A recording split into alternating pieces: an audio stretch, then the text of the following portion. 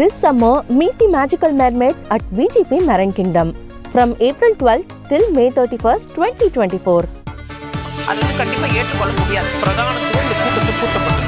ஏன் இவ்வளவு ஒரு கன்ஃபியூஷன்? நான் ரொம்ப சிம்பிளான ஒரு பர்சன். அவருக்கு வேற எந்த விதமான ரைட்ஸும் கிடையாது. நேர்பட பேசு நிகழ்ச்சிக்கு உங்கள் அனைவரையும் அன்போடு வரவேற்கின்றேன். இன்றைய நிகழ்ச்சியில் நாம் விவாதிக்க இருக்கக்கூடிய தலைப்பு, உத்தரப்பிரதேசத்தில் 50 தொகுதிகளில் இந்தியா கூட்டணி வெற்றி பெறும், ராகுல் காந்தி. உத்தரப்பிரதேசத்தில் காங்கிரஸ் துடைத்து எறியப்படும், பிரதமர் மோடி. உத்தரப்பிரதேசத்தில் வெல்லப்போவது யாருடைய கணக்கு? இந்த தலைப்புல தான் நம்ம விவாதிக்க இருக்கிறோம். நான் கருத்துரையாளர்களை உங்களுக்கு அறிமுகம் செய்து விடுகிறேன். வலதுசாரி ஆதரவாளர் SS ஸ்ரீராம் அவர்கள் வணக்கம். விடுதலை சிறுத்தைகள் கட்சியிலிருந்து வன்னியரசு அவர்கள் வணக்கம். பத்திரிகையாளர் கார்த்திகேயன் அவர்கள் வணக்கம். பாஜகவிலிருந்து பேராசிரியர் கனகசபாபதி அவர்கள் இணைந்திருக்கிறார். வணக்கம் பேராசிரியர். இன்னும் சற்று நேரத்தில் பத்திரிகையாளர் சந்திரசேகர் அவர்களும் இணைய இருக்கிறார். அவரையும் வரவேற்று இந்த வாதத்திற்குள் செல்லலாம். கார்த்திகேயன், உங்களிடமிருந்தே தொடங்குறேன். இப்போ உத்தரப்பிரதேசம் அப்படின்றது ரொம்ப முக்கியமான மாநிலம். யார் பெரும்பான்மை பெற போறாங்க, யார் அடுத்த ஆட்சி, அதை தீர்மானிக்கிறதுல முக்கியமான சக்தி. 2019 மாதிரி 2024 பாஜகவுக்கு கை கொடுக்குமா உத்தரப்பிரதேசம்? சொன்னது போல மத்தியில் யார் ஆட்சி அமைக்கப் போகிறார் என்பதை தீர்மானிக்கிறதில் முக்கிய பங்கு வகிக்கக்கூடிய மாநிலம். 80 தொகுதிகள். அதில் சென்ற முறை அப்னா தல்லுடன் சேர்த்து பார்த்தா 64 சீட்டு பாஜக. அதற்கு முன்பு அதோட கொஞ்சம் முன்ன பின்ன இருந்தாங்க 2014. அப்போ அதை முக்கியமாக தீர்மானிக்கக்கூடிய இந்த இன்ஃபேக்ட் இதுவரை நடந்த இந்திய தேர்தல்களிலேயே தேவகவுடா, நரசிம்மராவ் போன்ற ஒரு சில பிரதமர்களை தாண்டி மித்த எல்லோருமே உத்தரப்பிரதேசத்தை சேர்ந்தவர்கள் தான். ஸோ அந்தளவுக்கு முக்கியத்துவம் வாய்ந்த ஒரு மாநிலம். அங்கு 7 கட்டத்தில் தேர்தல் நடக்கிறது. அது நேற்று 13 தொகுதிகளுக்கு நடந்து முடிந்திருக்கிறது. அடுத்தது 20ஆம் தேதி பிரதமர் திரு மோடி அவர்களை உள்ளடக்கிய அவருடைய வாரணாசி தொகுதி உட்பட இன்னும் பல தொகுதிகளுக்கு 5ஆம் கட்ட தேர்தல் நடக்குது. அப்போ அங்கே அதை வெற்றி பெறுவது, அங்கு பாஜகவினுடைய கணக்கு இந்த முறை 75 தொகுதிகளாவது நாங்கள் வெற்றி பெறுவோம் குறைந்தது அப்படின்றது. 80ல் 75ன்னு சொல்லிட்டு இருக்காங்க. காங்கிரஸ் மற்றும் அவருடைய கூட்டணியான அகிலேஷ் யாதவ் சமாஜ்வாதி பார்ட்டி இந்த முறை அவர்கள் எதிர்பார்த்ததை விட அங்கு சிறப்பாகவே பணி செய்திருக்கிறார். இதுல ராகுல் காந்தி சொல்றது 50 தொகுதி அப்படின்னு சொல்றாரு. எந்த நம்பிக்கையில ராகுல் காந்தி? இல்ல, அது சொல்வதற்கு அவருக்கு உரிமை இருக்கு. இவர்கள் 75 மாதிரி அவர் 50ன்னு சொல்றாரு. இல்ல, களம் எப்படி? அதை தான் நான் சொல்றேன். அதனால அந்த எண்ணிக்கைக்குள்ள போக வேண்டியதில்லை. ஆனால் இயல்பாகவே நம்ம இந்த முறை அங்கு நடக்கக்கூடிய தேர்தலில் இருக்கக்கூடிய முன்னேற்றத்தை பார்க்கும் பொழுது நிச்சயமாக சென்ற முறை வாங்கிய 64 தொகுதிகளையே பாஜக கூட்டணி NDA பெறுமா என்பது மிக மிக சந்தேகம். என்ன காரணம்? ஒன்று கூட்டணி ரெண்டு. சென்ற முறை சமாஜ்வாதி பார்ட்டியும் மாயாவதியினுடைய BSP இணைந்து நின்றாங்க. இந்த முறை அவர்கள் பிரிந்து நிற்கிறார்கள், காங்கிரஸோடு நிற்கிறாங்க. ஒப்பீட்டளவில் பார்த்தீங்கன்னா மாயாவதி தான் அங்கே சிறந்த கூட்டணியாக இருக்கும். ஆனால் மாயாவதி கடந்த 5 ஆண்டுகளில் அவர்களுடைய அரசியல் பயணம் என்றது இந்த மிக மிக பலவீனமான ஒரு கட்சியாக அங்கே மாறிவிட்டது. எந்த அளவிற்கு இன்ஃபேக்ட் பாஜகவினுடைய B டீம் அப்படின்ற விமர்சனத்தை அந்த மாநிலத்தில் சந்திக்கக்கூடிய நிலையில் தான் BSP ஒரு ஸ்பாய்லரா தான் இருந்தாங்கல்ல. ஸ்பாய்லரா இருந்த கட்சி இன்று அவர்களுடைய மிக பலவீனமாகிவிட்டார்கள். அவர்கள் இன்று எப்படி பார்க்குறாங்க, அவர்கள்ட்ட ஒரு கணிசமான தாழ்த்தப்பட்ட மக்கள், பட்டியலின மக்களுடைய வாக்கு வங்கி, அதே போல் சிறுபான்மையினர் வாக்கு வங்கி, கணிசமான வாக்கு வங்கி எப்பொழுதுமே மாயாவதியினுடைய BSPக்கு உண்டு. இந்த முறை பார்க்கும் பொழுது என்ன ஆகுதுன்னா, அவர்கள் அந்த பிஜேபியினுடைய B டீம்ன்ற அந்த விமர்சனத்தை தாண்டி அவர்களோட வரவே முடியல. அது எந்த அளவிற்கு அவர்களுக்கு எதிராக போய்விட்டதுன்னா, சமீபத்தில் அவர்களுடைய உறவினர் கட்சியிலிருந்து நீக்கப்பட்டார் இல்லையா, அவர் பாஜகவிற்கு எதிரான விமர்சனங்கள், வேலையின்மை இல்ல வறுமை, இது சம்பந்தமான ரொம்ப ஷார்ப் பாயிண்டடான விமர்சனங்கள். பொதுவாக இந்திய அளவில் பாஜக ஆட்சி, திரு மோடி அவர்களுடைய ஆட்சியின் மீது வைக்கக்கூடிய விமர்சனங்களை தான் அவரும் வைத்திருந்தார். அவர் தொடர்ந்து இது போன்ற விமர்சனங்கள் வைத்துட்டு இருந்ததன் எதிரொலியாக மாயாவதி அவருடைய கட்சியிலிருந்து நீக்கிவிட்டு அவருக்கு அரசியல் முதிர்ச்சியிலே நீக்கிறார். இது அங்க ஒரு பெரிய பேசுபொருளாக மாறினது மாயாவதிக்கு எதிராக. அங்க பாஜகவிற்கு எதிராக பேசுவதற்காக தன் உறவினர் கட்சியில் முக்கிய பொறுப்பில் இருக்கக்கூடியவரே அவர் வெளிநாடுகள்லாம் சென்று கல்வி பயின்று பெரிய அங்க முக்கியமான பொறுப்புல BSP இருந்தவர். அவரை நீக்குவதற்கு என்றால் அப்ப பாஜகவின் அவரை அஃபெண்ட் பண்றது, பாஜக அஃபெண்ட் பண்றது அந்த அளவிற்கு மாயாவதி விரும்பவில்லை. பாஜகவிற்கு பாதகமாக முடியும் என்பதை அதற்காக தன்னுடைய உறவினரே கட்சியிலிருந்து நீக்குகிறார் என்ற ஒரு பெரிய விமர்சனமாக சொல்றது 2019 மாயாவதியின் நிலைப்பாடு பாஜகவுக்கு சாதகமா இருக்கு. இந்த முறை மாயாவதியினுடைய அந்த பலவீனம்ன்றது வந்து சமாஜ்வாதி பார்ட்டி அதான் இந்தியா கூட்டணி சமாஜ்வாதி பார்ட்டி காங்கிரஸுக்கு நான் எதற்கு சொல்றேன்னா அந்த பட்டியலின மக்களுக்கும் அந்த சிறுபான்மையின் மக்கள் ஓட்டு இருக்கு இல்லையா, இவர்கள் வந்து பிஜேபிக்கு எதிராக இருந்த போது இருந்த ஓட்டுகள் வந்து இன்று மாயாவதியோட போவதில் வந்து பெரிய ஒரு சந்தேகம் ஏற்பட்டிருக்கு. அது உண்மையிலேயே நடக்குதான்னு நமக்கு ஜூன் 4 தான் தெரியும். ஆனால் அங்க ஒரு பெரிய விமர்சனம், இவர் வந்து பிஜேபிக்கு ஆதரவான நிலைப்பாட்டில் மாயாவதி இருக்கிறார்ன்றது ஒரு பெரிய பலவீனமாக அவருக்கு இருக்குது. அது வந்து மாறாக இந்தியா கூட்டணி சமாஜ்வாதி பார்ட்டி காங்கிரஸுக்கு அங்க பெரிய அளவுக்கு துணையாக இருக்கிறது. இன்னொரு விஷயம் வந்து என்னன்னா அங்க வந்து இருக்கக்கூடிய அந்த ஆன்டி இன்கம்பன்சி ஸ்விங்னு ஒன்று சொல்லுங்க 10 ஆண்டுகளுக்கு, அதாவது இந்த 2-3 கட்டங்கள்ல வந்து தேர்தலில் நடந்த வாக்குப்பதிவில் சென்ற முறை 4வது கட்டம் நேற்று நடந்தது சேர்த்தீங்கன்னா 66% இல்ல 62, 66, அப்புறம் நேற்று 67% தாண்டி இருந்தது. அப்ப இந்த எண்ணிக்கைன்றது இந்த குறைவு என்றது இருக்குல்ல, வாக்கு சதவீதம் குறைவு என்பது பொதுவாக வந்து மக்கள் எப்படி கணிக்கிறாங்க அப்படின்னா அரசியல் நோக்கர்களோ இல்ல போல் பண்டிட்ஸ் எப்படி கணிக்கிறாங்கன்னா அந்த ஆன்டி இன்கம்பன்சி ஸ்விங் இருக்கும். அதாவது மோடி வேவ் ஒன்று இல்லை, சரி மோடி வேவ் என்று ஒன்று இல்லை. அதனால வந்து அந்த 10 ஆண்டு ஆன்டி இன்கம்பன்சி ஸ்விங்னு ஒன்று சொல்லுவாங்க எலெக்ஷன், அது வந்து ஆளும் கட்சிக்கு எதிராக இருக்கிறது. அது சட்டமன்ற தேர்தலையும் நம்ம பார்க்கிறோம் ஒவ்வொரு கட்சிகளுக்கு இருக்கும். அதுபோல தேசிய அளவில் வந்து இப்போ பார்க்கும் பொழுது அது போல நடக்கிறது வந்து அவருக்கு ஒரு பெரிய பாதகமாக இருக்கு அப்படின்றாங்க. அதே போல இவர் திரு யோகி ஆதித்யநாத் அவருக்கும் வந்து தேசிய தலைமைக்கும் இருக்கக்கூடிய சில முரண்கள். இன்ஃபேக்ட் இன்னைக்கு அவரும் சேர்ந்து தான் போய் வந்து தாக்கல்லாம் பண்றாங்க நாமினேஷன். அவர் தான் சொல்றாரு வந்து மோடி அலை மோடி சுனாமியா மாறி இருக்கு அப்படின்னு சொல்றாரு. ஆனால் கீழே வந்து களத்துல வந்து பாத்தீங்கன்னா கருத்து வேறுபாடுகள் பெரிய அளவில் அங்க இருக்கு, அதுல மாற்று கருத்து இல்லை. ஆனா அதே போல வந்து முக்கியமான தொகுதிகள் இன்று அங்கிருந்து வரக்கூடிய சில பத்திரிகை செய்திகள்லாம் வந்து கட்டுரைகள் பார்க்கும்போது தெரியுது, அமேதி தொகுதியிலே ஸ்மிருதி இரானிக்கு வந்து பெரிய அளவிற்கான எதிர்ப்பு அங்க இருக்கு அப்படின்றாங்க. அவர்களுக்கு அந்த பெரிய எதிர்ப்பு இருக்கு. இன்ஃபேக்ட் வந்து இங்க இவரோட மகன்லாம் கூட அங்க ஆர்எல்டி எல்லாம் போய் அங்க போய் சேருது, ஜெயந்த் சௌத்ரி எல்லாம் போய் அங்க சேர்றாரு. இருந்த பொழுதும் வந்து களத்துல வந்து அவர்களுக்கு சாதகமான ஒரு நிலை. இப்ப கூட நான் சொல்வது அங்க பெரும்பான்மையான வாக்கு சீட்டுகளை வந்து பாஜக தான் வெற்றி வரும். 2019 மாதிரி இருக்காது, 2019 மாதிரி இருக்கா, பெரும்பான்மையான சீட்டுகளை இன்னும் வந்து அங்க பாஜக தான் வெற்றி பெறும் மாற்று கருத்து இல்லை. ஆனால் 2019 அவர்கள் ரெப்ளிகேட் செய்வார்களா, 64 வருமானது நிச்சயமான ஒரு பெரிய சந்தேகம். பேசலாம். கனகசபாபதி, இப்ப உத்தரப்பிரதேசம் எந்த அளவுக்கு உங்களுக்கு கை கொடுக்க போகிறதுன்ற கேள்வியில் பார்க்கிற போது இப்ப ராகுல் காந்தி 50 இடங்களை நாங்க பெறுவோம் அப்படின்றார். உங்களுக்கு இருக்கிற சவால் அப்படின்றது வந்து மோடிக்கு பெரிய வேவ் இல்லை அப்படின்றதும் அங்க இருக்கிற மாநில அரசுக்கு எதிரான நிலைப்பாடு அப்படின்றதும், போன முறை உங்களுக்கு கை கொடுத்த மாயாவதியினுடைய அரசியல் நிலைப்பாடு இந்த முறை கை கொடுக்காது, ஒடுக்கப்பட்ட மக்கள் கிளியரா இந்தியா கூட்டணிக்கு வாக்களிக்க வாய்ப்பு இருக்கு அப்படின்றதெல்லாம் எப்படி எடுத்துக்கிறீங்க? இன்னொரு விஷயத்தையும் அதுல நீங்க சேர்த்துக்கலாம். இந்த முறை பிரியங்கா காந்தி மற்றும் ராகுல் காந்தியோட பிரச்சாரம் வந்து மிக மிக வலிமையாக இருக்காங்க. கனகசபாபி, இதெல்லாம் முழுதுமே கற்பனைங்க. போன 2019 தேர்தலை விட நம்ம பாரதிய ஜனதா கட்சி அதிக இடங்களை பெறும் என்று நாங்கள் நினைக்கிறோம். 70-75க்கு மேல வருவோம்னு நினைக்கிறேன். நான் காரணங்களை சொல்றேன். நீங்க 2019ல நம்ம பாரதிய ஜனதா கட்சி வெற்றி பெற்ற இடங்கள் 62, அப்புறம் கூட்டணி கட்சிகள் ஓட் ஷேர் எங்களுடையது வாக்கு சதவீதம் எவ்வளவுன்னு பார்த்தீங்கன்னு சொன்னா 49.98 50ன்னு வச்சுக்கலாம். காங்கிரஸ் கட்சி வெற்றி பெற்ற இடங்கள் வந்து ஒரே ஒரு இடம் வெற்றி பெற்றது, அதனுடைய ஓட் ஷேர் வந்து 6% தான் இருந்தது. சமாஜ்வாதி கட்சி வந்து 2019ல 5 சீட்டு, அதுக்கு முன்னால 2014லயே 5 சீட்டு தான். அவங்களுடைய ஓட் ஷேர் வந்து 18% தான் இருந்தது.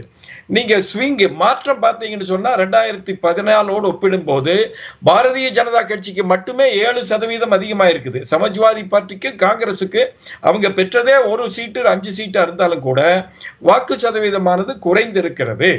2019ல பிஎஸ்பி, பகுஜன் சமாஜ் கட்சி, சமாஜ்வாதி கட்சி, ஆர்எல்டி ராஷ்டிரிய லோக் தளம் இவங்க எல்லாம் இணைஞ்சு போட்டி போட்டு 16 சீட்டா 17 சீட்டா வெற்றி பெற்றாங்க.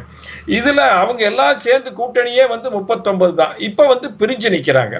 இப்ப வந்து ராஷ்டிரிய லோக் தளம் வந்து பாரதிய ஜனதா கட்சியோட கூட்டணியாக இருக்கிறது.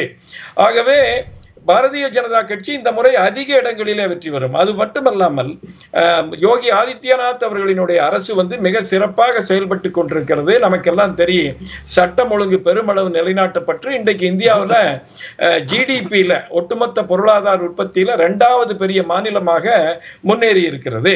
ஆகவே இந்த டபுள் என்ஜின் சர்க்கார்னு சொல்றது 2 விதமான மத்தியில மோடி ஆட்சி, மாநிலத்தில் யோகி ஆட்சி.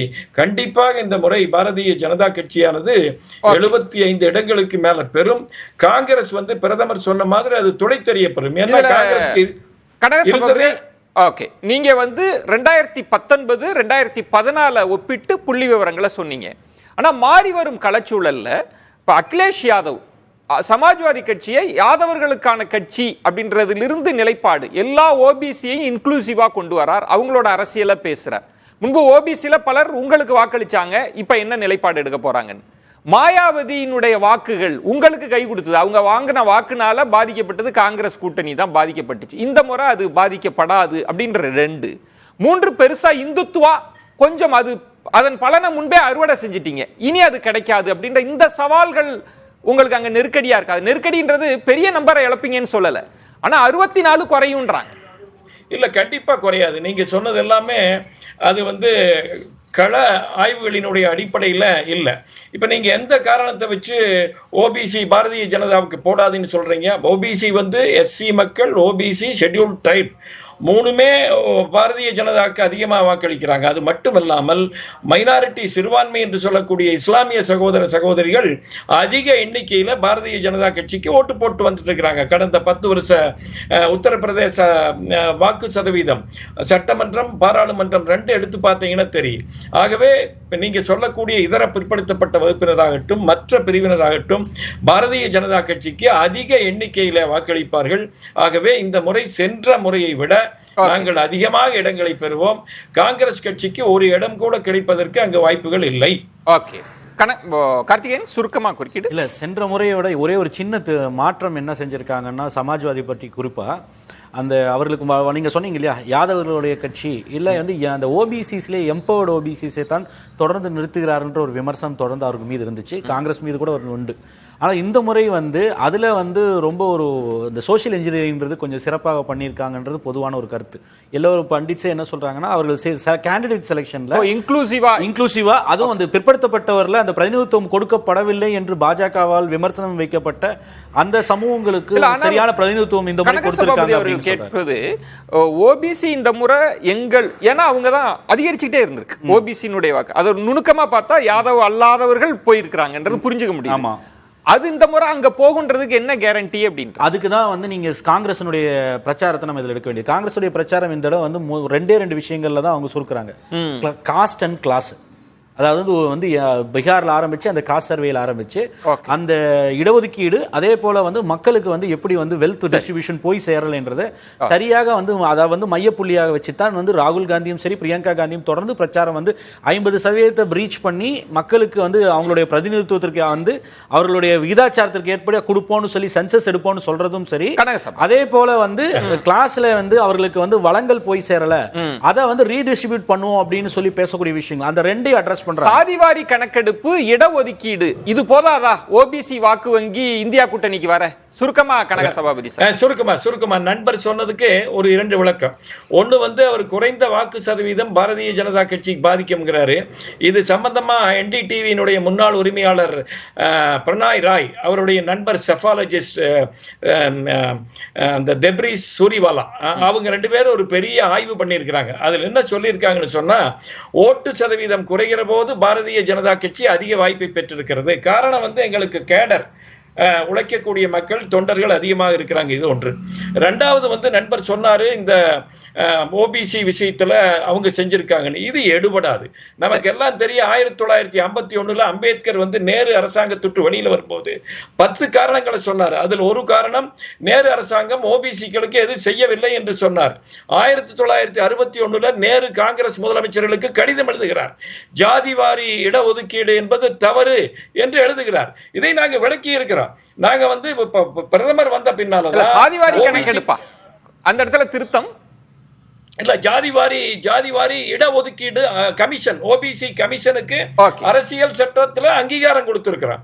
அது மட்டும் இல்லைங்க, உங்களுக்கு தெரியும் இதுவரைக்கும் வந்து ஓபிசி யாருங்கிறத மத்திய அரசு முடிவு செய்து கொண்டிருந்தது. மோடி அரசு சட்ட திருத்தம் கொண்டு வந்த பின்னால இனி மாநிலங்களே இடஒதுக்கீடு வந்து யூபிஏ பீரியட் மன்மோகன் சிங் காலத்துல தானே அறிமுகப்படுத்துறாங்க. வன்னியரசு இப்போ கார்த்திகேயன் சொன்ன நுணுக்கமான இடம்ன்றது 2014 2019 இந்த சோசியல் இன்ஜினியரிங், நம்ம சமூக ரீதியான அரசியல் கணக்குகள் அப்படின்னு சொல்லலாம். சாதி அரசியல் அது எப்படி வேணாலும் பொருள்னு அது அவங்களுக்கு கை கொடுத்தது அப்படின்றது ஒன்று. ஓபிசி பெரும்பான்மையாக பாஜகவுக்கு கை கொடுத்துருக்குறாங்க. ஒடுக்கப்பட்ட வாக்கு வங்கியும் அங்கே தான் போயிருக்கு. அப்படின்றப்போ எப்படி இந்தியா கூட்டணி வெற்றி பெற வாய்ப்பு இருக்குது? அதிக எண்ணிக்கை, அதுவும் ராகுல் சொல்கிற 50 இடங்கள்லாம் கேள்வியாக இருக்கே. இல்லை, இந்த சூழலில் இந்தியா முழுக்கவே வந்து ஒரு மிகப்பெரிய ஒரு மாற்றத்தை வந்து விரும்பிக்கிட்டு இருக்கிறாங்க. வெறும் வந்து உத்தரப்பிரதேசம் மட்டும் இல்லை, அதுக்குள்ளே மட்டும் சுருக்காமல் அப்படி சுருக்க வேண்டாம், சுருக்க வேண்டியதில்லை. இந்தியா முழுக்கமே வந்து மிகப்பெரிய ஒரு மாற்றம் வந்து பாரதிய ஜனதா ஆளுகின்ற மாநிலங்கள் மட்டுமில்லை, பாரதிய ஜனதா கடந்த 10 ஆண்டுகளில் எப்படியெல்லாம் மக்கள் விரோத செயல் திட்டங்களை மக்களுக்கு எதிராக எப்படி செயல்பட்டு இருக்கிறாங்க அப்படிங்கிற அடிப்படையில் ஒட்டுமொத்தமாகவே இந்தியா முழுக்க வந்து ஒரு எதிர்ப்பு அலை இருக்குது. மோடி அலை இல்லை, மோடியினுடைய எதிர்ப்பு அலை சுனாமியாக இருக்குது இன்றைக்கி. ஒன்றும் அவங்க சொல்கிறது மாதிரி எதுவும் இல்லை. யோகி அவர்கள் சொல்கிறதுக்கு எதிராக சொல்கிறீங்களே? இல்லை, எதிர்ப்பு தான் சுனாமியாக. யதார்த்தமாக நம்ம சொல்கிறோம், இருக்கிற சூழல் நம்ம சொல்கிறோம். இப்போ சவுத்தில் அவங்களுக்கு வந்து ஒரு சீட்டு 2 சீட்டு கூட கிடைக்குமா அப்படிங்கிறது சவுத்து முழுக்கவே நம்ம வந்து பார்க்கலாம். அப்புறம் நார்த்தில் வந்து நீங்கள் வந்து இப்போ இருக்கிற சூழலை, வேலைவாய்ப்பின்மை, நீங்கள் இளைஞர்களுடைய பிரச்சனை, நீங்கள் வந்து எல்லாத்தையும் அவர் வந்து என்னென்ன அவர் கடந்த தேர்தலில் என்னென்ன சொன்னாரோ அது எதுவுமே செய்யலை. அதாவது வளர்ச்சி தொடர்பாக நான் இதெல்லாம் செஞ்சுருக்கிறேன் கடந்த 10 ஆண்டுகளில் எனக்கு வாக்களிங்கன்னு அவர் எங்கேயுமே சொல்லலை. எந்த ஒரு இடத்துல கூட தன்னுடைய வளர்ச்சி 10 ஆண்டுகளில் இந்தியாவுடைய வளர்ச்சி தொடர்பாக அவர் எங்கேயுமே பேசலை. அவர் பேசுகிறது எல்லாமே வந்து ஒரு வெறுப்பு அரசியல் கட்டமைக்கிறது. இல்லை, சோஷியல் இன்ஜினியரிங் அங்கே கை கொடுக்குமா? கை இல்லை, அதை தான் சொல்ல வந்தேன். அப்போ இதையெல்லாம் நம்ம சூழலில் பார்த்து உத்தரப்பிரதேசத்தை பொறுத்தளவு வந்து கடந்த முறை 64 தொகுதியில் இப்போ அவங்க வந்து வெற்றி பெற்றுக்கிறாங்க. போட்டியிட்ட இடங்களில் 78 இடங்களில் போட்டியிட்டாங்க. 64 இடங்களில் வந்து அவங்க வந்து வெற்றி பெற்றுக்கிறாங்க. அப்படின்னா இந்த முறை மரியாதைக்குரிய ராகுல் காந்தி அவர் சொன்னது போல் 50 இடங்களில் வந்து காங்கிரஸ் அணி, இந்தியா கூட்டணி அணி வெற்றி வரும். பாஜக வந்து எத்தனை இடங்களை மீதி நம்ம வந்து பார்த்துக்கலாம். அது அதுக்கு இப்போ என்ன மாற்றம்ன்றது கேள்வி இருக்குல்ல. காங்கிரஸ் வந்து பாரம்பரிய வாக்கு வங்கியை இழந்திருக்காங்க, அங்க அது படிப்படியா குறைஞ்சிருக்குன்றது ஒண்ணு. ஓபிசிலேயே பலர் வந்து பாஜகவை நோக்கி நகர்ந்திருக்கிறாங்க. அப்படின்றப்ப அதுல இன்னொன்று மாயாவதியினுடைய ஃபேக்டர்லாம் இருக்கு. இதை மீறி எப்படி நீங்க எதிர்கொள்ள போறீங்க? இல்லை, ஒரு ஊடகவியலாளர் கார்த்திகேயன் சொன்னது ரொம்ப முக்கியமான இடம். அந்த இடம் மாயாவதி அவர்கள் வந்து தலித் மக்கள்கிட்ட இருக்கிற செல்வாக்கு அவர் இழந்துட்டார். அவர் வந்து பாஜகவினுடைய தொங்கு சதையாக இருக்கிறாங்க அப்படிங்கிறத வந்து அங்கே இருக்கிற ஆசாத் காங்கிரஸினுடைய தலைவரை பல இடங்களில் வந்து சொல்லியிருக்கிறாங்க. அவருடைய அண்ணன் பையன்தான் வந்து வாரிசுன்னு அறிவித்தாங்க. அவர் வந்து படார்னு அடித்தார் பிஜேபியினுடைய செயல் திட்டங்களை. ராமரசு கோவில் திறப்பு சம்மந்தமாக கடுமையாக பேசினவர் அவரை வந்து நீக்கினதுக்கு அப்புறம் மிகப்பெரிய ஒரு பின்னடைவு வந்து அந்த அம்மா மேலே இருக்கிற ஏற்கனவே கொஞ்சம் நஞ்சம் இருக்கிற அவங்களுடைய அந்த சமார் சமூகத்தில் இருக்கிற அந்த மக்களுடைய நம்பிக்கை கூட இழந்து போயிட்டாங்க. இப்ப மாயாவதி ஃபேக்டர் அது இல்ல. நீங்க ஒரு நம்பிக்கை ஒடுக்கப்பட்ட வாக்கு வங்கி, மக்களோட வாக்கு வங்கி சதறாது. தலித்துகளும் ஓபிசியும் இந்த களத்துல வந்து நிக்கிறாங்க. அவர் சொல்றாரு ஒரு தவறான ஓபிசின்றது வந்து அகிலேஷ் யாதவ் நெருக்கடியா இல்லையா? அது அது அது யாதவர்களுக்கான கட்சின்ற ஒரு சிக்கல் தாண்டி அதை தாண்டி பல இடங்கள்ல சமூக நீதி களத்தில் நின்று போராடுறாரு, சமூக களத்தில் பேசுறாரு. சாதிவாரி கணக்கெடுப்பு மூலமாக வந்து தலித்துகளுக்கான இடஒதுக்கீடு தொடர்பாக அவர் பேசுறாரு, அவர்களுக்கான உரிமைகளை பற்றி பேசுறாரு. அவர் வந்து சுருக்கம் கனக சபாபதி சொல்றது வந்து இவங்க பல காலமா செய்யல, நாங்க இடஒதுக்கீடை கொண்டு வந்தோம், ஓபிசி கமிஷன் நாங்க இடஒதுக்கீடை ஒழிக்கிறதே இவங்க தான். புரட்சியாளர் அம்பேத்கர் வந்து சமூக நீதியின் பால் மட்டும்தான் நீங்கள் வந்து இடஒதுக்கீடு கொடுக்கணுங்கிறது அது பொருளாதார ரீதியாக சொல்கிறது இருக்குல்ல, ஒட்டுமொத்தமாக நீங்கள் ஒழிச்சிடுறாங்க. யாரும் நம்பிக்கை இல்லையே. அவர் சொல்லும் போது அம்பேத்கர் வந்து 10 காரணங்களில் வந்து நீங்கள் வந்து ஓபிசிக்கு ஒன்றும் செய்யலைன்னு சொல்லி குற்றச்சாட்டு சொன்னார். அந்த குற்றச்சாட்டு அப்படி சொல்லலை, நீங்கள் பார்ப்பனர்களுக்கு செய்கிறீங்க அப்படிங்கிறது தான் குற்றச்சாட்டு. முதன்மையான குற்றச்சாட்டு அதுதான், பார்ப்பனர்களுக்கு நீங்கள் செய்கிறீங்க அப்படிங்கிறத அவர் சொல்கிறாரு. அப்போ நீங்கள் எப்படி அப்படியே உள்டாவாக நீங்கள் மாற்றுறது எப்படி சரியாக இருக்கும்? நீங்கள் வந்து மண்டல் கமிஷனை வந்து நீங்கள் வந்து முழுமையாக வந்து செயல்படுத்த விடாமல் அந்த ஆட்சியை கலைச்சதில் பெரும் பங்கு யார் இருக்கிறது? அதனால் இடஒதுக்கீடு தொடர்பாக பாஜக பற்றி பேசுதுன்னா அதை யாருமே நம்ப மாட்டாங்க, பாஜகக்காரங்களே நம்ப மாட்டாங்க. எப்படி வந்து அதை கொண்டு வருவாங்க? அப்போ ஒட்டுமொத்தமாக நீங்கள் வந்து சாதிவாரி கணக்கெடுப்பு நடத்துங்க. இருங்க, முக்கியமானது 33% இடஒதுக்கீடு வந்து பெண்களுக்கு தரணும்னு சொன்னபோது இவங்க வந்து பார்லிமெண்ட்ல வந்து அதை வந்து கொண்டு வர்றாங்க, மசோதாவை பாஸ் பண்றாங்க. ஆனா எப்ப அதை வந்து நடைமுறைப்படுத்த போறோம்னு சொல்றாங்க? அது நீங்க வந்து இந்த முறை இல்ல, அடுத்த முறை தான் சொல்லி சொல்றாங்க. ஒன்று இல்ல, அதுல என்ன நான் சொல்ல வந்தது என்னன்னா, சாதிவாரி கணக்கெடுப்பு நடத்தினாதான் அதை கொண்டு வர முடியும். சாதிவாரி கணக்கெடுப்பு பத்தி நீங்க பேசலையே, இல்ல சாதிவாரி கணக்கெடுப்புக்கு எதிராக செயல்படுறாங்க. இல்ல பாயிண்டட் இந்த விமர்சனத்தை நீங்க முன்வைக்கிறீங்க. ஆனா ஓபிசியினர் வாக்கு வங்கியை நான் கணக்கா பார்க்கிறப்ப 96ல் 19% பாஜகவுக்கு வாக்களிச்சவங்க, அது இன்க்ரீஸா கிராஜுவலா இன்க்ரீஸ் 23ல 45% ஓபிசி வந்து பாஜகவை தான் நம்புறாங்க அப்படின்னா அங்கு சமூக நீதி அரசியல் இந்தியா கூட்டணி பேசுகிற அரசியல்லாம் கை கொடுக்கல, காங்கிரஸை ஓபிசி நம்பலன்னு புரிஞ்சுக்கிறதா? எப்படி புரிஞ்சுக்கல? இந்த முறை யோகி ஆதித்யநாத் சமூகம் இருக்குல்ல, தாக்கூர் சமுதாயம், அந்த சமுதாயமே இப்போ அவங்கள நம்பலை. இந்த முறை பிரிஜ் பூஷன் அவர் இந்த இதில் மல்யுத்தம் தொடர்பான இதில் அவர் கடுமையாக விமர்சனம் பண்ணுறாரு. பல தாக்கூர்களை வந்து என்கவுண்டர் பண்ண சம்பவங்களை அவர் குறிப்பிடுறாரு. எனக்கு வந்து மோடி தான் தலைவர் அப்படின்னு சொல்லி சொல்கிறாரு. அப்போ வந்து அந்த பிரதீப் வந்து பேட்டி எடுத்ததில் வந்து அவர் என்ன சொல்கிறாருன்னா, அப்போ இவர் யோகி ஆதித்யநாத் என்னன்னா, நான் சொன்ன பதிலே வந்து உங்களுடைய கேள்விக்கு இப்போ பதில் இருக்கு அப்படின்னு சொல்லி சொல்கிறாரு. அப்போ அந்த தாக்கூர் சமுதாயமே வந்து இப்போ ஒட்டுமொத்தமாக வந்து அவங்களுக்கு வந்து பெருசாக வந்து ஆதரவு கொடுப்பாங்க அப்படிங்கிறது இடம். இந்தியா கூட்டணியினுடைய நம்பிக்கையை நீங்கள் எதை பார்க்க, என்ன மாற்றம் உத்தரப்பிரதேசம் முழுக்க ஒரு சமூக நீதியின்பால் மரியாதைக்குரிய ராகுல் காந்தி அவர்களும் பிரியங்கா காந்தி அவர்களும் இந்தியா முழுக்க அவர் நம்பிக்கையை பெற்றிருக்கிறாங்க.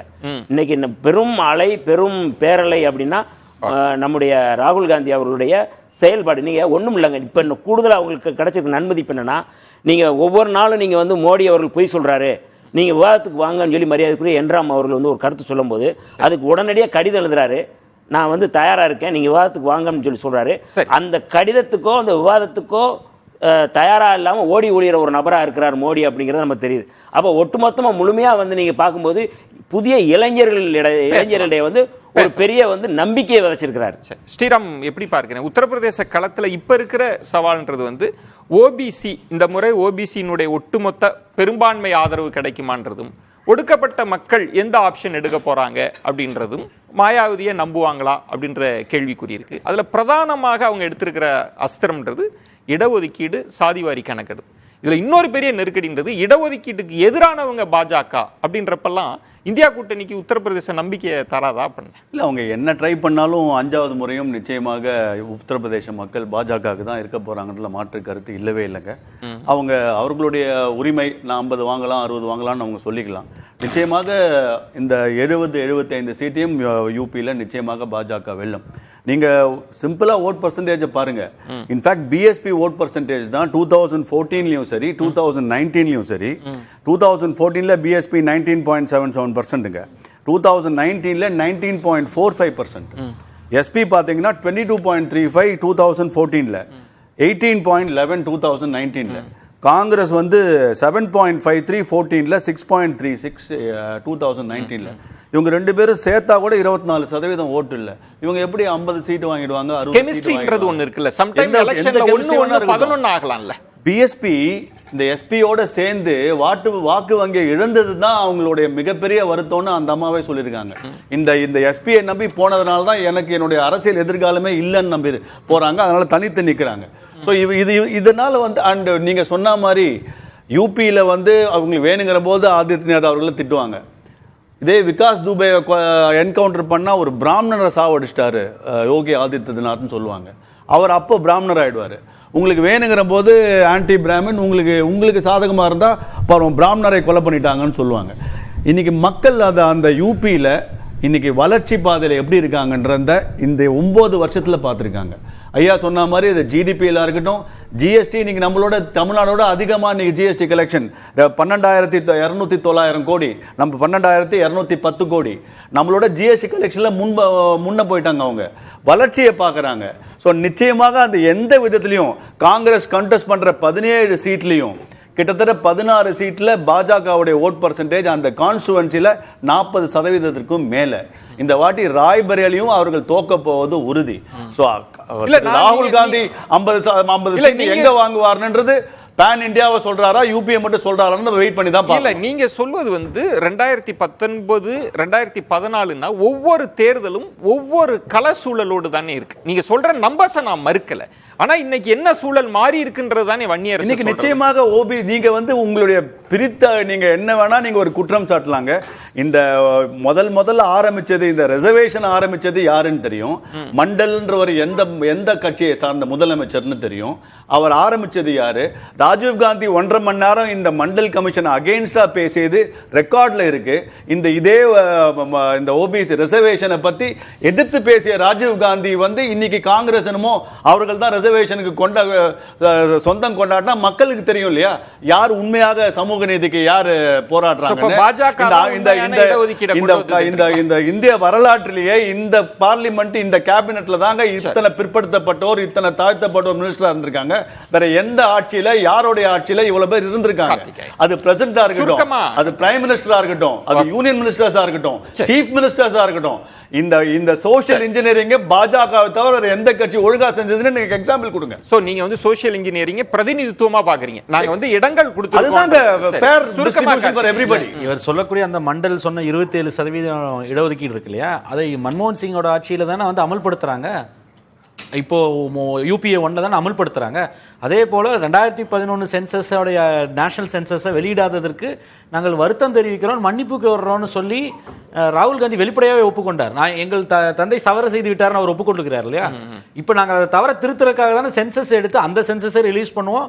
மித்த மாநிலங்களில் நாங்கள் ஆட்சி செய்யக்கூடிய மாநிலங்கள் ரிலீஸ் பண்ணுவோம். இனிமேலும் சென்சஸ் எடுத்து அதன் அடிப்படையில் வந்து விகிதாச்சார அடிப்படையில் பிரதிநிதித்துவம் கொடுப்போம்னு இன்னைக்கு சொல்றாங்கல்ல. ஒரே ஒரு செய்தி, இந்த மண்டல் பரிந்துரையை வந்து மரியாதைக்குரிய VP சிங் அவர்கள் நடைமுறைப்படுத்துறதுக்கு அறிவிக்கும் போது அதற்கு எதிராக ராமருங்கிற பேரில் வந்து ரத யாத்திரைங்கிற தொடங்கி அதை வன்முறையாக்கி ஆட்சியை கவிழ்த்தது யாரு? நீங்கள் வந்து அது இன்னைக்கு வந்து முழுமையாக வந்து நீங்கள் ராஜீவ் தேசாய்னு ஒருத்தர் வந்து ஒரு மாணவனை வந்து ஜவஹர்லால் நேரு பல்கலைக்கழக மாணவனை தீக்குளிக்க வச்சு அதன் மூலமா கலவரம் பண்ணது யாரு? வன்முறை. நான் கேட்கறது ஆட்சியை கலைத்தது யாரு? எதற்காக நீங்க பேசுங்க. இடஒதுக்கீட்டு பிரச்சனையில அப்ப பழைய பாஜகவோட நிலைப்பாட்டையே தான் இன்னைக்கு நம்ம அரசியல் சாசனம் வரைக்கும் போய் யாரு எதிர்த்தாங்கன்ற அளவுக்கு நமக்கு நேர நெருக்கடி இருக்கு. நம்ம பேசலாம். சந்திரசேகர், இப்போ உத்தரப்பிரதேச கள அரசியலை நுணுக்கமா பார்க்கிற போது அங்க ஏதேனும் மாற்றம் இருக்கா, இல்ல 2014-19 தன்மையே இருக்கா?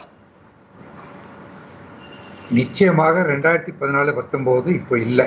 எப்படி மற்ற மாநிலங்களிலும் அந்த மோதி அலை என்று ஒன்று இருந்ததோ அது இப்பொழுது நிச்சயமாக இல்லை. ஏனென்றால் ஒரு 10 வருஷம் anti incumbency fatigue with the government. அவர் மோடி என்ற அந்த ஒரு பழைய பிம்பம் இப்போ இல்லை. அது பரவலாக எல்லா மாநிலத்துக்கும் பொருந்தும், உத்தரப்பிரதேசத்துக்கும் பொருந்தும். ஆனால் உத்தரப்பிரதேசத்தில் அவர் கார்த்திகேயன் சொன்ன மாதிரி இன்னும் பிஜேபி தான் ஸ்ட்ராங் பார்ட்டி, அதில் ஒன்றும் இருவேறு கருத்து இல்லை. அதனால் ரெண்டு தரப்புகளும் இவங்க ஒன்றுமே கிடைக்காதுன்னு வாங்க, இவங்க நாங்கள் 50 வாங்குவோம்னு சொல்லுவாங்க. அதெல்லாம் கொஞ்சம் எக்ஸாஜரேஷன். ஆனால் கள நிலவரமாக நீங்கள் பார்த்தால் நிச்சயமாக ஒரு ஒரு ஒரு மாற்றம் நிச்சயமாக தெரிகிறது. மீண்டும் 64 கிடைக்குமா? இப்படி நேரடியாவே கேட்டுறேன் திரு சந்திரசேகர். பாஜக கூட்டணிக்கு 64 இடங்கள் மீண்டும் கிடைக்க வாய்ப்பு இருக்கா? அவ்வளோ கிடைக்குமான்றது எனக்கு சந்தேகம் தான். எனக்கு 55-60 நிறுத்தப்படுவார்கள் என்று தான் நினைக்கிறேன். அந்த 55-60 அவங்களை நிறுத்தினாலே உங்களுக்கு அது இந்தியா அலையன்ஸுக்கு ஒரு பெரிய வெற்றி. ஏன்னா உத்தரப்பிரதேஷ்லேயே நீங்கள் 20-25 அவங்கள குறைச்சாங்கன்னா மற்ற மாநிலங்களில் நிச்சயமாக வெஸ்ட் பெங்கால், மகாராஷ்டிரா, பீகார், கர்நாடகா, அப்புறமா ஹரியானா, பஞ்சாப், இதிலெல்லாம் எவ்வளோ அவங்கள பிஜேபியை லிமிட் பண்ணலாம். அதனால் ஒரு முக்கியமான ஒரு மாற்றங்கள் என்னன்னா வெஸ்டர்ன் உத்தரப்பிரதேஷ்லேயே ஆரம்பிக்கும் போதே பார்த்தோம். First face, second phase, that is யூபியில் second ஃபேஸில் தான் ஆரம்பிச்சது எலெக்ஷன். நேஷனல் செகண்ட் ஃபேஸில் யூபியில் ஃபர்ஸ்ட் ஃபேஸு. அப்போ ஃபஸ்ட்டு வெஸ்டர்ன் உத்தரப்பிரதேஷ், அதிலே 2 ஃபேஸ் நடந்தது உத்தரப்பிரதேஷில், வெஸ்டர்ன் உத்தரப்பிரதேஷில். அப்போ உங்களுக்கு அந்த தாக்கூர் மற்றும் ஜாட்ஸ், இந்த விவசாயிகளை முக்கியமாக கொண்ட அந்த ஜாட் சமூகத்தினர் ஏற்கனவே ஒரு 22 அந்த அசம்பிளி எலெக்ஷன் போது மோடி அவர்கள் கடைசி நிமிடத்தில் அந்த 3 வேளாண் சட்டத்தை பின்வாங்கியதால் அவர் ஜாட் இனத்தினருக்கு ஒரு கோபம் தணிந்து நிச்சயமாக அவர்கள் அசம்பிளி எலெக்ஷனில் வின் பண்ணாங்க. ஆனால் அதற்கப்புறமும் அந்த விவசாயிகள் விஷயத்தில் இம்ப்ரூவ்மெண்ட் ஒன்றும் இல்லாதனால மற்றும் ஹரியானா, பஞ்சாப் மற்றும் அந்த மாநிலத்தில் வெஸ்டர்ன் யூபியிலேருந்து திருப்பியும் அவங்க வந்து அந்த டெல்லியில் திருப்பியும் போன வருடம் அந்த போராட்டத்தை தொடங்கும் போது நிச்சயமாக அவர்களுக்கு கடுமையான நிபந்தனைகள் கொண்டு வரப்பட்டு அவர்களை டெல்லியில் சேர்க்காதனால அந்த ஒரு வெறுப்பு இருந்தது. இப்போ கூட இதுல திரு சந்திரசேகர் நீங்க சொல்வது இன்னைக்கு பேப்பர்ல கூட நீங்க பார்க்கலாம், ஹரியானாலையும் பஞ்சாப்லயும் எப்படி ஜாட் இனத்தவர்கள் விவசாயிகள் எப்படி பிஜேபி கேம்பெயின் எடுத்து அவங்க வில்லேஜஸ்குள்ளேயே உள்ள விட மாட்டேன்றாங்க. அந்த ஒரு வெஸ்டர்ன் யூபியில இருந்தது. அப்புறமா இன்னொன்று முக்கியமான காரணம் என்னன்னா, பிஜேபியோட ஓட்டர்ஸே அதிகமாக ஒரு பழைய ஒரு ஒரு எந்தூசியாசத்தோட வரல. மிந்திலாம் இந்த போன இரண்டு எலெக்ஷன்ல அந்த வாக்குச்சாவடியில காலங்காலத்தில் 9-9:30 மணிக்கெல்லாம் அப்படியே பிஜேபி ஓட்டர்ஸ் வந்து ஃபுல்லா பூத்ல இருப்பாங்க. இந்த வாட்டி உங்களுக்கு போனாலே காலியா இருக்கு. ஆக்சுவலா திரு சந்திரசேகர், இந்த வாக்கு சதவீதம் குறைந்ததை வந்து பாஜக சாதகமாக சொல்றாங்க. எங்களுக்கு கமிட்டட் ஓட்டர்ஸ் எல்லாம் போட்டாங்க, மோடிக்கு எதிரான அலை இருந்தா எல்லாரும் வந்திருப்பாங்கன்னு. நீங்க சொல்ற அப்சர்வேஷன் வாக்கு சதவீதம் குறைந்ததற்கு காரணம் பாஜக ஆதரவாளர்கள் வந்து போடல, உற்சாகத்தோடு வந்து போடல அப்படின்றீங்க. அது இந்த அந்த வாக்குப்பதிவு குறைந்ததனால் எங்களுக்கு தான் ஓட்டு ரெண்டு பக்கமும் கிளைம் பண்ணுவாங்க. அதுல ஒன்றும் ஒரு புதுமை இல்லை, எல்லாரும் பண்ணுவாங்க. ஆனாலும் உங்களுக்கு ஓப்பனாக தெரிஞ்சது என்னன்னா 14-19 இருந்து அந்த ஒரு ஜோஷ், அந்த ஒரு உத்வேகம் இப்போ இருக்க மாதிரி தெரியல. அந்த பூத் ஏஜென்ட்ஸ் உங்களுக்கு நோய்டா மற்றும் ஹத்ரஸ், ஆக்ரா அந்த மாதிரி இடங்கள்லயே ஆர்எஸ்எஸ் காரங்களே சொல்றாங்க. கனக சபாபதி சார், இப்போ களச்சூழல் மாறி இருக்கு. உங்களுக்கு சிறிய சேதாரம் ஏற்பட்டாலும் ஆட்சி அமைக்கிறதுல பெரும்பான்மை பெறுவதில் சிக்கலை உத்தரப்பிரதேசம் தருமா? அதற்கு முன்னால விஜயன் ஒரு ரெண்டு சுருக்கமான விளக்கம். ஒன்று வந்து பாரதிய ஜனதா, அதற்கு முன்னால ஜனசங்க ரெண்டுமே எப்படி தொடர்ந்து இடஒதுக்கீட்டுக்காக போராடியது மட்டுமில்லாமல் செயல்படுத்தி கொண்டிருக்கிறது என்பதை என்னாலே விளக்க முடியும். அதே மாதிரி காங்கிரஸ் வந்து தொடர்ந்து அது நேரு கடிதம், பிறகு ராஜீவ்காந்தியினுடைய பாராளுமன்ற பேச்சு, 2017 நாங்கள் சட்டம் கொண்டு வந்த போது மக்களவையில் அவங்க ஆதரவு கொடுக்குறாங்க காங்கிரஸ், மாநிலங்களவையில் திக்விஜய் சிங், ஹரிபிரசாத் இவங்க எதிர்ப்பு தெரிவிக்கிறாங்க. நம்ம ஊர் திமுக திரு சிவா அவர்கள் கூட எதிர்ப்பு தெரிவித்தாங்க. இதன் மூலமாக இவர்கள் இரட்டை நிலையை புரிந்து கொள்ளலாம். நாங்கள் விவாதத்துக்கு தயாராக இருக்கிறோம். தெரிவிச்சாங்க நம்ம 2017 அமெண்ட்மெண்ட் ஆக்ட், ஓபிசி கமிஷன், ஓபிசிக்கு கொண்டு வந்தது ஆச்சுங்களா. ஆகவே காங்கிரஸ் தொடர்ந்து எதிர்ப்பு தெரிவித்து வருகிறது. திமுக சார்பில் அறிக்கையை விட்டுருக்காங்க சார். ஓபிசி 27% இடஒதுக்கீடு பெறதுல வில்சன் வழக்கு தானே முக்கிய காரணியா இருந்ததுங்க. இல்ல விஜயன், நீங்க வந்து நான் யாரு பேசும்போது குறுக்கிட மாட்டேன். நீங்க வந்து பேசி முடிச்சதுக்கு அப்புறம் என்ன வேண்டாலும் கேளுங்க, தயவு செஞ்சு குறுக்கு பேச வேண்டாம். ரெண்டாவது விஷயம், நண்பர் சொன்னாரு, இவர் வந்து அண்ணல் அம்பேத்கர் வந்து பிராமணர்களை சொன்னார். இல்லை, நான் விவாதத்துக்கு தயாராக இருக்கிறேன். அவர் இதர பிற்படுத்தப்பட்ட வகுப்பினருக்காக நேரு செய்யவில்லை என்பதை சொல்லி இருக்கிறார். அது மட்டுமல்லாமல் அவர் வந்து செப்டம்பர் 27, 1951 ஒரு கடிதம் எழுதுகிறார் நேருக்கு. அதுல தெளிவாக அப்போதைய அரசு, காங்கிரஸ் அரசு என்ன செஞ்சிருக்குதுன்னு சொல்றாரு. அது மட்டுமல்ல, ஏன் பட்டியலின மக்களுக்கு சலுகைகள் கொடுக்கப்படவில்லை, ஒரு குறிப்பிட்ட சிறுபான்மை மதத்துக்கே ஏன் கொடுக்கிறீங்கன்னு அவர் சொல்லியிருக்காரு நேரு. எஸ்சி எஸ்டி கிறிஸ்துவர்களுக்கு பாதுகாப்பு தேவையில்லையா என்று கேட்கிறார். இந்த சமூகங்கள் மீது நேரு என்ன அக்கறை கொண்டுள்ளார் என்று கேட்கிறார். ஆக இதுதான் காங்கிரசினுடைய நிலைப்பாடை டாக்டர் அம்பேத்கர் தெளிவாக சொல்லி இருக்கிறார்.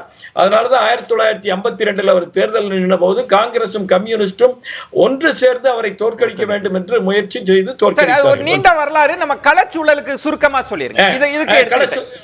களச்சூழலுக்கு வர்ற களச்சூழலை பொறுத்தவரையில நம்ம பாரதிய ஜனதா கட்சி அரசாங்கமானது தொடர்ந்து எல்லா விதமான மக்களுக்கும் அனைவருக்குமான வளர்ச்சி என்கின்ற நோக்கினுடைய அடிப்படையில் இதர பிற்படுத்தப்பட்ட வகுப்பினர், பட்டியலின மக்கள், மலைவாழ் மக்கள், சிறுபான்மையினர் ஆகிய அனைவருக்குமே வளர்ச்சி திட்டங்களை கொண்டு வந்திருக்கிறது. மக்கள் அதனுடைய பலன்களை பெற்றுக் கொண்டிருக்கிறார்கள். அதனாலதான் தொடர்ந்து 2வது முறையாக யோகி ஆதித்யநாத் அங்க வந்திருக்காரு.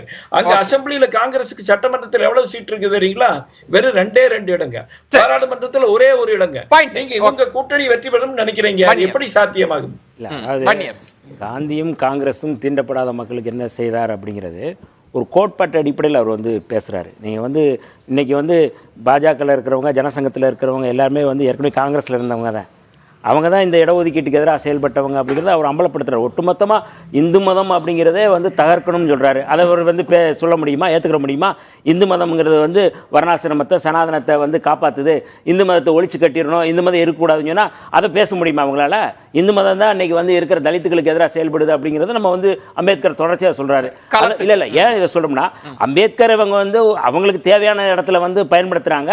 ஆனால் ஒட்டுமொத்தமான ஐடென்டிட்டி அப்படிங்கிறது இந்துத்துவத்துக்கு எதிராக, இந்து மதத்துக்கு எதிராக, சனாதனத்துக்கு எதிராக புரட்சியாளர் அம்பேத்கர் பேசினாரு. அதை பற்றி பேசுறதுக்கு தயாராகிறத மட்டும்தான் கேட்குறோம். அது பெரிய ரெண்டு. இப்போ ஊபியில் வந்து நீங்கள் வந்து பேசுறீங்க, கேட்குறீங்க.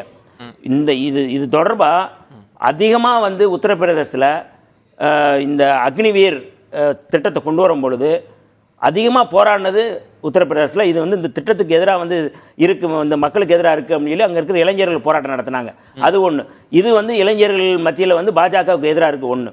ரெண்டாவது, தலித்துகள் மத்தியில் மிக மோசமான ஒரு வெறுப்பு அல்லனா வந்து எதிர்ப்பு அப்படிங்கிறது பாஜகவுக்கு எங்கே இருக்குது அப்படின்னா, இந்த ஹத்ராஸ் சம்பவம்.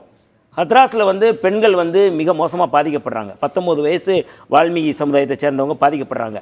அப்போ உத்தரப்பிரதேசத்தினுடைய முதலமைச்சராக இருந்த இப்போ இருக்கிற யோகி ஆதித்யநாத் சொல்கிறாரு, தாக்கூர் சமுதாயத்தை சேர்ந்தவங்க அப்படித்தான் இருப்பாங்க, நடந்துக்கிடுவாங்க, நீங்கள் தான் கொஞ்சம் அட்ஜஸ்ட் பண்ணிக்கிறணும் அப்படின்னு சொன்னபோது அதற்கு கடுமையான தலித்துகள் மத்தியில் வந்து கடுமையான எதிர்ப்பு இருந்தது. அதை கண்டித்து எதிர்த்து வந்து இன்னைக்கு வந்து ஹத்ராஸ்க்காக போராடிய தலைவர், மகத்தான தலைவர் யாருன்னா ராகுல் காந்தி. நேரடியாக அந்த களத்துக்கு போகிறாரு. அவரை பிடிச்சி தூக்கி போடுறாங்க, தூக்கி எறிகிறாங்க. ராகுல் காந்தியும் பிரியங்கா காந்தியும் போனாங்க. அது தலித்துகள் மத்தியில் வந்து மிகப்பெரிய வந்து ஆதரவு அலை இருக்குது. இன்னைக்கு வந்து ஹத்ராஸ்க்காக யார் பாஜக போராடிச்சா, ஹத்ராஸ்க்காக யார், ஹத்ராஸ் சம்பவத்தை ஏற்படுத்திய பாலியல் வன்முணர்வு செய்த பாஜக காரங்கள, அவர்களை பாதுகாத்தவர்களை பாதுகாத்துன்ற கட்சி பாஜகவா இருக்கு அப்படிங்கிற வெளிப்படையா குற்றம் சுமத்தினாங்க. அப்ப இன்னைக்கு வந்து களம் மாறி இருக்கு. வெளிப்படை இன்னைக்கு அது ஒரு பிரச்சாரமா இருக்குது. நீங்க வந்து வெளிப்படையா என்ன சொல்றாங்க அப்படின்னா, இந்த பாஜக ஆட்சி மீண்டும் தொடர்ந்தால் தலித்துகளுக்கு பாதுகாப்பு இல்லை, ஓபிசி சமுதாயத்துக்கு பாதுகாப்பு இல்லை, முழுக்க முழுக்க அது பார்ப்பனர்களுக்கு மட்டும்தான் பாதுகாப்பாக இருக்கும் அப்படிங்கிற பரப்புரை தீவிரமாகிட்டு இருக்கு. யார் சொல்றது? அது இந்தியா முழுக்க பேசுறாங்க. இல்ல, யார் அந்த பரப்புரையை செய்யறது? இன்னைக்கு வெளிப்படையா நாங்களே சொல்றோம். அது வந்து வெளிப்படையா உங்கள் கருத்தா, அது என்னுடைய கருத்து தான் சொல்றேன். நாங்க எங்க கருத்து சொல்றோம். நீ யாருக்காக இருக்கீங்க, இடபிள்யூஎஸ் கொண்டு வந்து யாருக்காக கொண்டு வந்திருக்கீங்க அப்படிங்கிற கேள்வி இருக்குல்ல. இவங்க இடஒதுக்கீட்டை பத்தி பேசுறாங்களே, இந்த 50க்கு மேல போக கூடாதுங்கிறத எங்க இருந்து எடுக்கிறாங்க? ஓபிசி சமுதாயத்திலிருந்து எடுக்கிறாங்க, எஸ்சில இருந்து எடுக்கறாங்க. அது ஈடபிள்யூஎஸ் ஒரு பெரிய வாதம். அது யாரும் ஆதரிச்சாங்க. அது ஒரு பெரிய வாதம்ன்ற அதுல போய்ட வேண்டாம். நான் என்ன சொல்றேன்னா, கோட்பாட்டு அடிப்படையில் இடஒதுக்கீடு அப்படிங்கிறது நீங்க வந்து சமூக ரீதியாக, கல்வி ரீதியாக வேலை வாய்ப்பு கொடுக்கணும் அப்படிங்கறத, பொருளாதார ரீதியாக கொடுக்க கூடாதுங்கிறது அடிப்படையில் புரட்சியாளர் அம்பேத்கருடைய கருத்து. அதுக்கு எதிராக செயல்படுறாங்கல்ல. பாஜகவின் சவால்களை எப்படி எதிர்கொள்வாங்க? உத்தரப்பிரதேச தற்சமயம் இருக்குன்னு பட்டியலிட்டது உங்க இதெல்லாம் அவர்களுடைய பார்வைதான். நிச்சயமாக அங்க சவால், நிச்சயமாக மக்கள் வந்து பாஜக பக்கம் தான் இருக்காங்க. எனக்கு சார் சொன்னாரு, யோகி சார் வந்து ஏதோ ஒரு குறிப்பிட்ட உயர் ஜாதி அவங்க அப்படிதான் இருப்பாங்க. ஒருபோதும் யோகி அவர்கள் அப்படி நிச்சயமாக சொல்லவே இல்லை. அவர்கள் நிச்சயமாக ஏதாவது ப்ரூஃப் சொல்லட்டும், அவர்கள் அப்படிதான் இருப்பாங்கன்னு. இன்னைக்கு பெண்கள் அங்க பாதுகாப்பா இன்னைக்கு யூபியில் இருக்கிறதுக்கு ஃபர்ஸ்ட் ஒரே காரணம் திரு யோகி அவர்கள் தான். ஸோ அதனால தவறுகள் யார் செய்தாலும் நிச்சயமாக பாரபட்சமின்றி அவர் எடுப்பார். ஏன் இதே ராகுல் காந்தி ராஜஸ்தானுக்கு ஏன் அன்னைக்கு போல, இதே பிரியங்கா காந்தி அன்னைக்கு நடந்த கெலாட் அரசாங்கத்தில் நடந்த எத்தனையோ பெண்களுடைய கொடுமைக்கு ஏன் அங்கே போய் நிக்கலன்றத பார்வையை தான் கேள்வி. ஏன் சந்தேஷ் கலியை பற்றி திரு ராகுல் காந்திக்கும் பிரியங்காவுக்கும் ஏன் மனசே வரல? ஏன் இண்டி கூட்டணி அந்த பக்கம் கூட பார்க்க மாட்டேங்கிறாங்க? ஸோ இதெல்லாம் மக்களுக்கு நன்றாகவே தெரியும். ஏதோ பெண்களை வந்து கொடுமைப்படுத்துவது யூபி அரசாங்கம் என்பது நிச்சயமாக இல்லைங்க. என்ன வேணா இவங்க பேசட்டுங்க. நிச்சயமாக உங்களுக்கு ஜூன் 4ஆம் தேதி 62 சீட்டோ 72 சீட்டோ வந்த உடனே அவர்களுடைய நிலைப்பாடு வேற பக்கம் போயிடும். ஓட்டிங் மெஷின், இவிஎம் மெஷின் ஒரு செய்தி, இவிஎம் மெஷின் ஆல்ரெடி தடுக்கப்பட்டிருக்காங்க. தேசிய குற்றவியல் ஆவண காப்பகத்துல அதுல வந்து 2017ல இருந்து பாஜக ஆட்சி இருக்கு. அதுல 2017ல இருந்து பாஜக ஆட்சி தொடங்க யோகி ஆதித்யநாத் இருக்காரு. அந்த தேசிய குற்ற ஆவண காப்பகத்துல சொல்லப்பட்டது என்னன்னா, 2017க்கு முன்னாடி 13% இருந்த தலித்துகளுக்கு எதிரான வன்கொடுமை 2017க்கு அப்புறம் 19% மாறுது. தலித்துகளுக்கு எதிரான வன்கொடுமை அதிகமான மாநிலம் வந்து தமிழ்நாட்டுல எவ்வளவு ஏறி இருக்குங்க. நீங்க தமிழ்நாடு பத்தி கவலைப்படுங்க. எஸ்சி எஸ்டி காஷ்மீர்ல 370னால கஷ்டப்பட்டத அந்த 370 ஆர்டிகல் எடுத்தவங்க நீங்க ஏன் சந்தோஷப்படல? அவர் இன்னும் நீங்க கஷ்டப்படணும் நீங்க பாக்குறீங்களா? திரு சந்திரசேகர், இந்தியா கூட்டணிக்கு ஓரளவு நம்பிக்கை கொடுக்கும் உத்தரப்பிரதேசம்னா அது என்ன காரணின்னு நீங்க பாக்குறீங்க? மெயினா காரணம் என்னன்னா நாட்டில் இருக்கிற வாழ்வாதார பிரச்சனைகள் இங்க நிச்சயமாக ஒரு பெரிய விஷயமாக இருக்கிறது. ராம் மந்திர், ராமர் கோயிலை பற்றிய விஷயங்கள் அந்த கமிட்டட் பிஜேபி ஓட்டர்ஸ்க்கு இருக்கு. ஆனா மற்ற இந்துவில் மற்ற வகுப்பினர் அந்த இஷ்யூனால அப்படியே அவங்கள ஒரு அலையோட ஒரு பழைய ஸ்வீப்ன்ற மாதிரி இல்லை. மக்கள் வாழ்வாதார பிரச்சனை எழுப்புகிறார்கள். வேலைவாய்ப்பு மற்றும் வேலைவாய்ப்பின்மை மற்றும் விலைவாசி இதெல்லாம் எழுப்புறாங்க. இன்னொன்று முக்கியமான ஒரு விஷயம், இவங்க சொல்ற அந்த ராய்பரேலிலேயே அவர் ஹோம் மினிஸ்டர் ஒரு அமித்ஷா முன்னாடி போனாரு. எங்கன்னா இவங்களுக்கு எஸ்பியோட எம்எல்ஏ ஒருத்தர் ராஜாராம் பாண்டேன்னு ஒரு எம்எல்ஏ ராய்பரேலி தொகுதி அசம்பிளி தொகுதியிலேன்னு வந்தவர், பிஜேபியில சேர்ந்திருக்காரு. ஆனா ஃபார்முலா சேரல. அவரும் மற்றும் ஒரு பழைய காங்கிரஸ் தலைவரோட பொண்ணு காங்கிரஸ்ல இருந்து இப்போ சேர்ந்திருக்காங்க எங்க எம்எல்ஏ. அவங்க 2 பேரும் அந்த எலெக்ஷன்ல அந்த பிஜேபி வேட்பாளர் பானு பிரதாப் சிங்கை ஆதரித்து பிரச்சாரத்துக்கு கூட போக மாட்டேன்றாங்க. ஏன்னா அவங்களுடைய பழைய வேற்றுமைகள் அது இதெல்லாம். நன்றி சந்திரசேகர். மன்னிக்கவும், உங்க இணைப்புல கொஞ்சம் சிக்கல் இருக்கு, தெளிவா உங்களுடைய குரல் கேட்கல. மன்னிக்கவும் திரு சந்திரசேகர். கார்த்திகேயன், சுருக்கமா உங்க நிறைவு பார்வை. இல்ல, இந்த தேர்தலில் ஒரு பெக்யூலரான விஷயம் என்னன்னா, பிஜேபி ஒரு நேஷனல் லெவல் அஜெண்டாவை காமனான அஜெண்டாவை செட் பண்ணலை. 2014 அந்த வளர்ச்சின்னு சொன்னார். 2019 தேசிய பாதுகாப்புன்ற ஒரு விஷயத்தை ஒரு நேஷனல் அஜெண்டாவை நாடு முழுக்கம் மோடி அவர்கள் தலைமையிலான பாஜக கொண்டு போனது. இந்த முறை பாஜக எதிர்வினை ஆற்றக்கூடிய இடத்துல தான் இருந்து பார்க்குறோம். ஸ்டேட் ஸ்பெசிஃபிக்காக ஒரு விஷயத்துக்கு பதில் சொல்லி டிஃபென்சிவா போயிட்டு இருக்காங்க. ரெண்டாவது, அவங்க தேசிய அளவில் ஒரு விஷயத்தை எடுத்து ஒரு அஜெண்டாவாக இந்த முறை பாஜகவால் செட் பண்ண முடியல. மாறாக என்ன பண்றீங்கன்னா, தேசிய அளவில் இந்தியா கூட்டணி குறிப்பாக காங்கிரஸ் பார்த்தீங்கன்னா வேலையின்மை, விலைவாசி உயர்வு, இந்த விஷயங்களை ஒரு நேஷனல் அஜெண்டாவா செட் பண்ணிட்டு அதே போல சமூக நீதியும் சேர்த்துறாங்க. அதனால தான் நான் காஸ்ட் கிளாஸ் அற்புதமா அங்க வேலை செய்துன்றேன். இப்போ நீங்க இன்னைக்கு சொன்னாங்க இல்லையா, பெண்களுக்கு எதிரான குற்றங்கள் பிரச்சனைகளை சொல்லும் பொழுது பிரிஜ்பூஷன் சிங்குக்கு ஆதரவாக அங்க போய் பிரச்சாரம் பண்ணிட்டு இருக்காரு. அவருடைய மகனுக்கு ஆதரவாக அங்க போய் பிரச்சாரம் பண்றாரு கைசர்கஞ்சில் திரு யோகி ஆதித்யநாத் அவர்கள். அந்த இடத்துல அவருக்கு இன்னும் அங்க செல்வாக்கு இருக்கு அந்த லோக்கல் பாலிடிக்ஸ்ல. ஆனால் மக்கள் மத்தியில மித்த இடங்கள் அதனுடைய தாக்கம் என்ன? அது நீங்க குல்தீப் செங்கருக்கு ஆதரவாக நீங்கள் பேரணி போனது இருக்கு இல்லையா, அதனுடைய விளைவை நீங்க ஈடு செய்யவே முடியல. இன்னொரு பெரிய விஷயம் இந்தியா கூட்டணிக்கு என்னன்னா, இந்த தேர்தலை பொறுத்தவரை மாநில கட்சிகள், பிராந்திய கட்சிகள் பெரிய சக்தியாக உருவெடுத்திருக்காங்க. 2014-19 இல்லாத ஒரு பெரிய விஷயம் என்னன்னா, பாஜக எதிரான ஒரு பெரிய சக்தியாக மாநில கட்சிகள் உருவெடுத்திருக்கிறது. சந்திரசேகர் சார், மன்னிக்கவும், உங்களுக்கு போதுமான நேரம் கொடுக்க முடியல. உங்க இணைப்புல சிக்கல் இருந்ததுனால சிறப்பு விருந்தினர்களுக்கு என்னுடைய நெஞ்சம் நிறைந்த நன்றிகளை தெரிவித்துக் கொள்கிறேன். மற்றொரு தலைப்புல சந்திக்கலாம். நன்றி.